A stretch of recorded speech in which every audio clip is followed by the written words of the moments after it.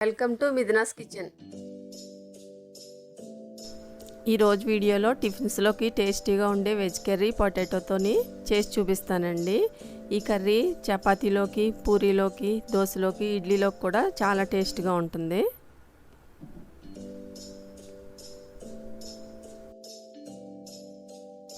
బంగాళదుంపలు 1/2 కిలో తీసుకున్నానండి. ఉడికించానివి ఇలా ఈ సైజులో ముక్కలు కట్ చేసి పెట్టుకోవాలి. ముందుగా ఈ కర్రీలోకి మసాలాలతో పేస్ట్ రెడీ చేసి పెట్టుకుందామండి.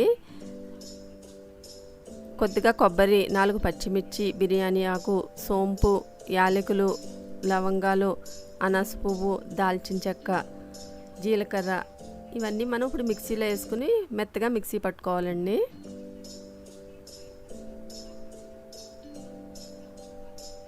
ఇప్పుడు ఇందులో కొంచెం వాటర్ వేసుకుని మెత్తగా పట్టుకోవాలి.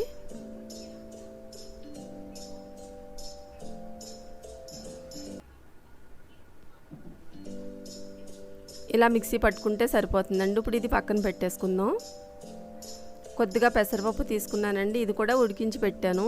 ఈ కర్రీలో పెసరపప్పు వేయడం వల్ల టేస్ట్ బాగుంటుంది. ఇది కొంచెం మెత్తగా చేసుకుని పెట్టుకోవాలి. కొంచెం వేసుకుంటే సరిపోతుంది.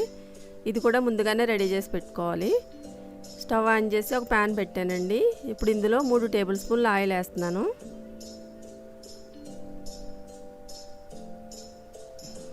కొద్దిగా ఆవాలు, కరివేపాకు,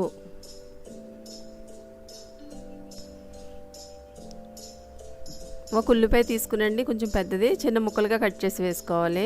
2 పచ్చిమిర్చి ముక్కలు వేసుకుని ఉల్లిపాయ కొంచెం సేపు వేయించుకోవాలండి.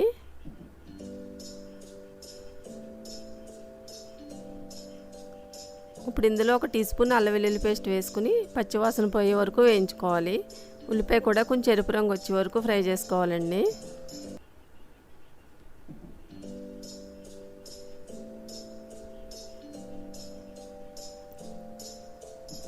ఉల్లిపాయ కూడా వేగిందండి. ఇప్పుడు ఇందులో టమాటా వేసుకుందాం. 1 టమాటాయే తీసుకున్నానండి. అది చిన్న ముక్కలుగా చేసుకుని వేసుకోవాలి. ఇది కూడా మెత్తగా అయ్యే వరకు వేయించుకోవాలండి.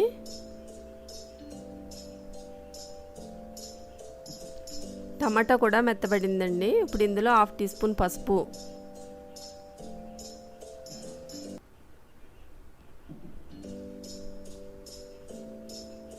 1 టీ స్పూన్ ధనియాల పొడి వేసుకుని కొంచెం సేపు వేయించుకోవాలండి. ధనియాల పొడి వేసుకున్నాక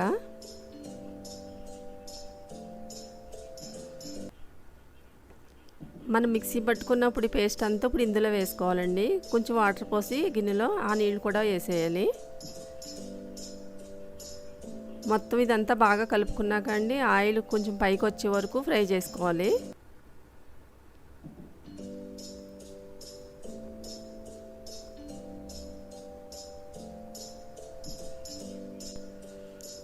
ఇదంతా వేగిందండి. ఆయిల్ పైకి వచ్చింది.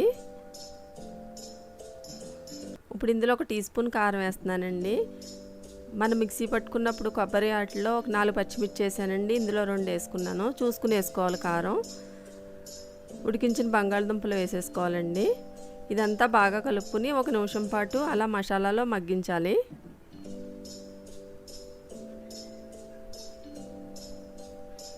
ఇందులో 1 కప్పు వరకు వేసానండి వాటర్ వేసుకున్నాక ఇదంతా ఒకసారి బాగా కలుపుకోవాలి.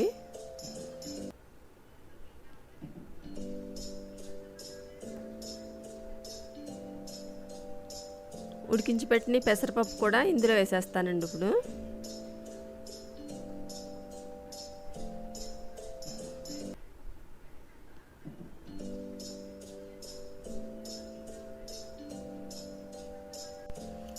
రుచికి సరిపడా ఉప్పు వేసుకున్నాకండి ఇప్పుడు ఇదంతా బాగా కలుపుకొని మూత పెట్టుకుని స్టవ్ మీడియంలో పెట్టి ఉడికించుకోవాలండి.